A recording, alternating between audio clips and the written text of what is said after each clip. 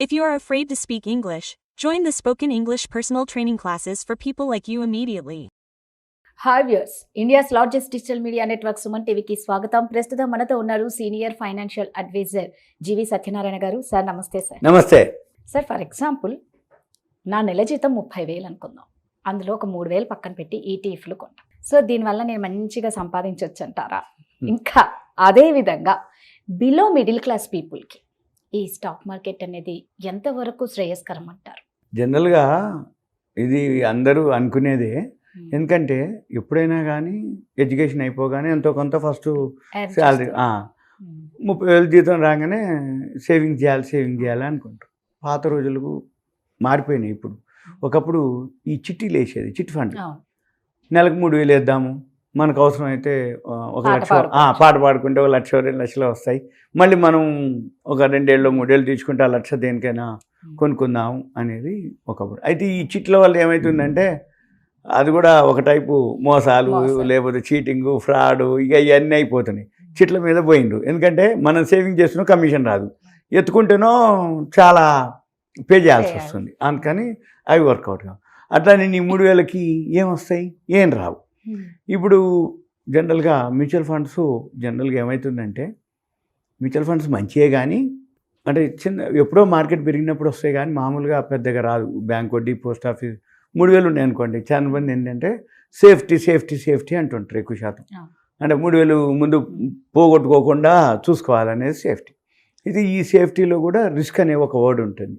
Risk అంటే ఏంటిది అంటే పోస్ట్ ఆఫీసులు, బ్యాంకులు, పబ్లిక్ ప్రావిడెంట్ ఫండ్లు, వీటిల్లో మనం డిపాజిట్ చేస్తే సేఫ్టీ ఎక్కువ ఉంటుంది 100%. ఎందుకంటే గవర్నమెంట్ బ్యాంకులు, పోస్ట్ ఆఫీసులు, ప్రావిడెంట్ ఫండ్లు అయితే 100% సేఫ్టీ. వాటిలో రిస్క్ ఏదైతే ఉందో నో రిస్క్ అంటే రిస్క్ ఉండదు ఇక, కానీ రిటర్న్స్ కూడా జీరో.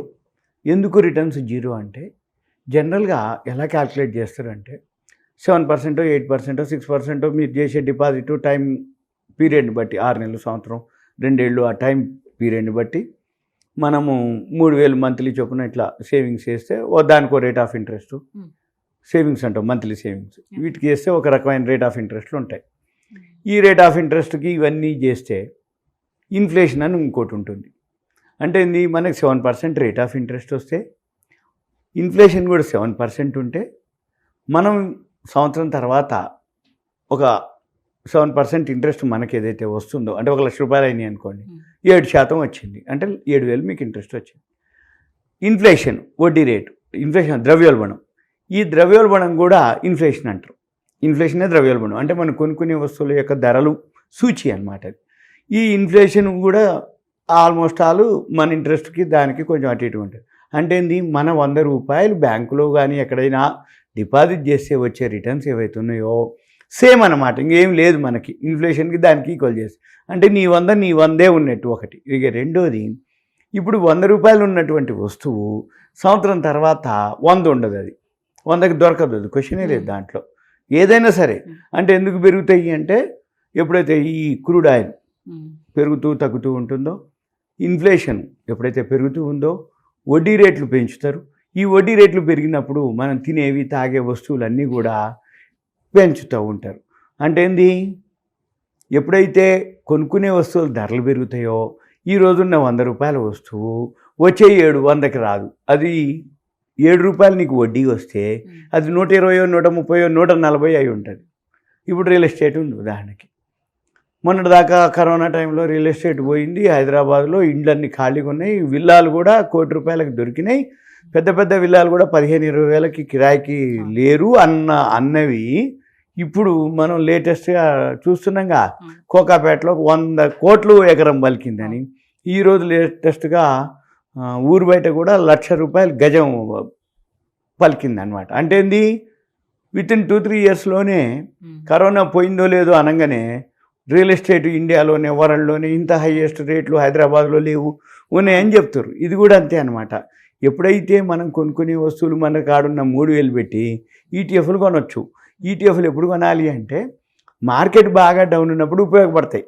ఇప్పుడు మార్కెట్ ఆల్ టైమ్ హైలో ఉంది. ఇప్పుడు నువ్వు ఈటీఎఫ్ కొనుక్కున్నావు అనుకో, నువ్వు ఎక్కువలో కొనుక్కున్నట్టే. ఈటీఎఫ్ అంటే ఏంటంటే సింపుల్గా ఎక్స్చేంజ్ ట్రేడెడ్ ఫండ్.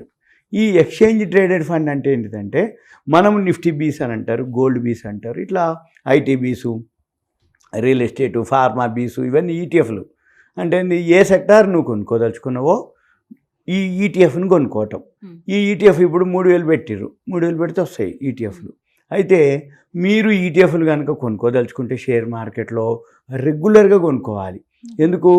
మార్కెట్ పెరిగింది అనుకోండి, ఉన్నవి మనకి పెరిగినట్టు వస్తుంది. సపోజ్ మార్కెట్ తగ్గింది అనుకోండి, కొనుక్కునేవి మనకి తక్కువలో దొరుకుతాయి. అంటే ఓవరాల్గా యావరేజ్న మార్కెట్ అయితే పెరుగుతూ ఉంటుంది కాబట్టి ఈటీఎఫ్లు సేఫే. కాకపోతే ఏంటంటే కొన్ని డేట్లు ఉంటాయి. ఆ డేట్లో ప్రతి నెల లాస్ట్ థర్స్డే, ప్రతి నెల అది 25 రావచ్చు, 26 రావచ్చు, 27 రావచ్చు, 28 రావచ్చు, ప్రతి నెల లాస్ట్ థర్స్డే. ఈ లాస్ట్ థర్స్డేకి ఏమవుతుందంటే F&O క్లోజింగ్ ఉంటుంది, ఫ్యూచర్స్ అండ్ ఆప్షన్స్ ఉంటాయి, అది క్లోజింగ్ ఉంటుంది. Nifty, bank Nifty, individual scripts అని. అయితే గుర్తుపెట్టుకోవాలి వ్యూయర్స్, లాస్ట్ గురువారానికి ముందు బుధవారం రోజు, గురువారం లాస్ట్ గురువారం 27, 28, 26 వచ్చింది, గురువారం బుధవారం అంటే ముందు రోజు మధ్యాహ్నం 1:15 నుంచి 2 గంటల మధ్యలో, 1:30, 2 గంటల మధ్యలో కొనుక్కోవాలి. ఆ టైంలో కొనుక్కొని యావరేజ్ చేసుకోవాలి. మీరు 3,000 ఉన్నాయి కదా, ఆ 3,000కి ఈటీఎఫ్ కొనుక్కోవాలి. మళ్ళీ వచ్చే నెల ముందే డేట్ పెట్టుకోవాలి. గురువారం 26 అయిందా, 27 అయిందా, బుధవారం ఏమైంది 1:30కి ఒక్కసారి కనుక అలవాటు పడితే కరెక్ట్గా ఆ డేట్ నాడు స్ట్రైక్ అయిపోద్ది. సింపుల్ అనమాట. ఉదాహరణకి పెద్దోళ్ళు ఉంటారు, 60 ఏళ్ళోళ్ళు, 65 ఏళ్ళోళ్ళు, 4:30కే లేస్తారు. వాళ్ళకి అలారాలు ఉండవు, గడియారాలు ఉండవు, కానీ లేస్తే 4:30 అయింది. ఎందుకు? లోపల సెట్ అయ్యిద్ది మైండ్. అంటే ఇది మొదట్లో అలారం పెట్టుకొని లేస్తారు. కానీ మీరు కూడా వారం ఒక 10 రోజులు గడిచిపోతే ఆటోమేటిక్గా మీరు 5:30కి అలారం పెట్టి లేస్తే 2-3 రోజుల తర్వాత 5:30 కానీ లేపుతుంది మెదడు. ఏమని? ఇంకా టైం అయింది, అలారం మోగదు, నువ్వు లేచినాగానే మోగుద్ది. అంటే కరెక్ట్గా దానికి నీకు మ్యాచ్ అయింది అన్నట్టు. సేమ్ ఇలానే మీరు 1-2 నెలలు కనుక ప్రాక్టీస్ చేస్తే మీకు అలవాటు అయిపోద్ది. ఈటీఎఫ్లు ఓకే. అయితే తగ్గినప్పుడు కంటే కూడా ప్రతి నెల మనం కొనుక్కొని 3,000, 4,000 అదొకటి కొనుక్కోవచ్చు. ఇంకా జనరల్గా ఏంటంటే ఈటీఎఫ్ల కంటే కొత్తగా అంటే చిన్న అమౌంట్లు కాబట్టి ఈటీఎఫ్ లేదు అనుకుంటే ఏదన్నా ఒక షేర్ని కొనుక్కోవటం సేఫ్. ఇంకా ఎస్ఐపి అంటాము. ఎస్ఐపి అంటే సిస్టమేటిక్ ఇన్వెస్ట్మెంట్ ప్లాన్. అదేంటిదంటే ఏదో ఒక షేరు, ఎల్ఎన్టీనో, ఐసిఐసిఓ, హెచ్డిఎఫ్సి బ్యాంకో, టీసీఎస్ఓ, మన రిలయన్సో, ఏదో ఒక షేర్ని ప్రతి నెల బిఎస్సి సెన్సెక్స్ 30 కంపెనీలు ఉంటాయి, నిఫ్టీ 50 ఒక 50 ఉంటాయి, పెట్టేసుకొని ఆ 3,000కి ఏదో ఒక షేరు మంచిది, banking, pharma, real estate, education, capital goods, entertainment, public sector, ఇట్లా సెక్టార్లు ఉంటాయి. ఒక 27-28 సెక్టార్లు ఉంటాయి.